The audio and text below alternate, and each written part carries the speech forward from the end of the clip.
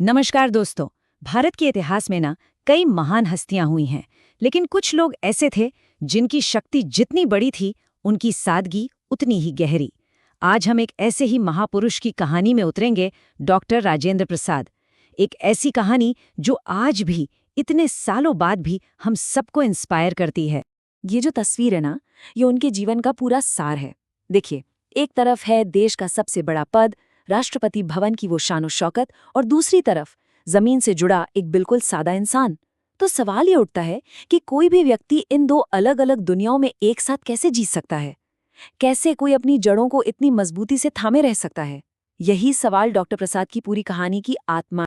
उनकी इस कमाल की विनम्रता को अगर समझना है तो हमें उनकी यात्रा की शुरुआत में चलना होगा।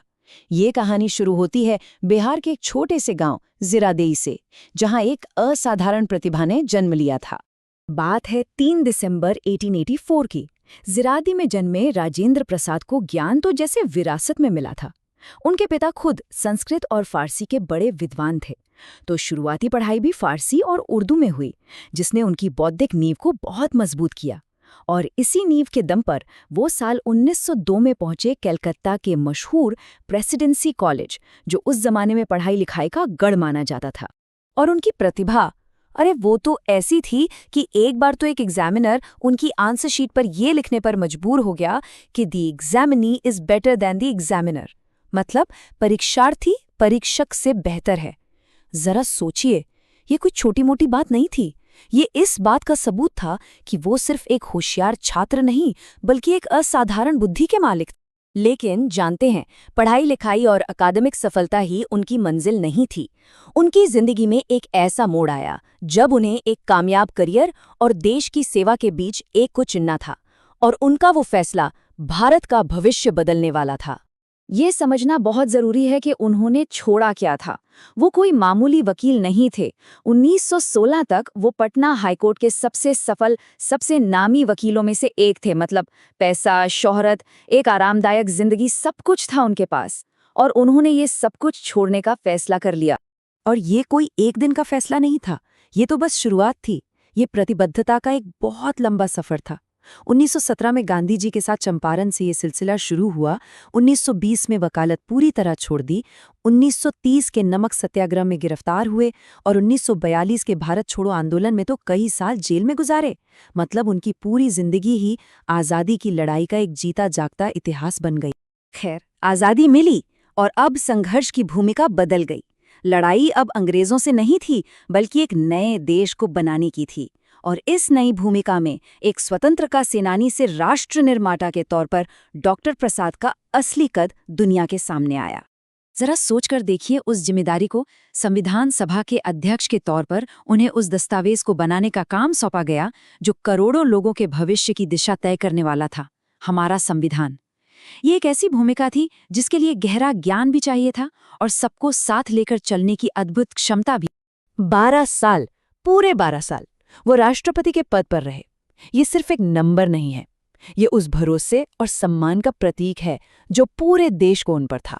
और हाँ, वो भारत के एकमात्र राष्ट्रपति हैं जिन्हें 2 पूरे कार्यकाल के लिए सेवा करने का गौरव मिला, जो अपने आप में उनकी लोकप्रियता और नेतृत्व क्षमता को दिखाता है। कर्तव्य निष्ठा की इससे बड़ी मिसाल और क्या हो सकती है, आप ही बताइए। जिस दिन उन्हें देश का पहला राष्ट्रपति बनना था, उससे ठीक एक दिन पहले उनकी बहन का देहांत हो गया। सोचिए, व्यक्तिगत दुख का कितना बड़ा पहाड़। इसके बावजूद उन्होंने पहले अपने राष्ट्र के प्रति कर्तव्यों को निभाया, गणतंत्र दिवस समारोह में शामिल हुए और उसके बाद ही अंतिम संस्कार के लिए गए। ये उनके अनुशासन और राष्ट्र सबसे पहले की भावना को दिखाता है। लेकिन जानते हैं, उनकी असली महानता शायद उनके पद में नहीं, बल्कि उनके किरदार में थी। चलिए अब उनके व्यक्तित्व के सबसे दिलचस्प पहलू पर आते हैं कि कैसे कोई देश के सबसे ऊंचे पद पर रहते हुए भी एक तपस्वी की तरह जिंदगी जी सकता है।